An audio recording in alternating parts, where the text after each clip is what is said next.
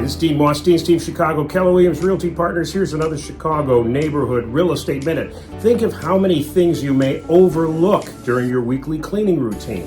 Now, of course, you vacuum and you dust, you do laundry, you wash your dishes regularly, but several important chores suggest a less periodic schedule. Now, every once in a while, you need to clean out your utensil drawers. Remove everything and thoroughly clean them out, and make sure you dry out your drawers well before replacing all of your utensils. Take apart your coffee maker, thoroughly clean the filter, use hot water mixed with some white vinegar. More often than not, a thick layer of dust will form on the top of your ceiling fan blades.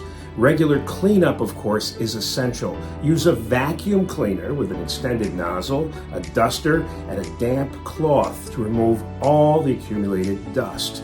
Even if you clean regularly, you shouldn't forget to regularly clean the dust and debris that accumulates under your larger appliances. Pull out your stove, your oven, your washer and dryer, and completely clean those areas covered by these appliances for most of the year. Have questions? We'll contact our team to discuss. Comment below for a quick reply, or you can call us.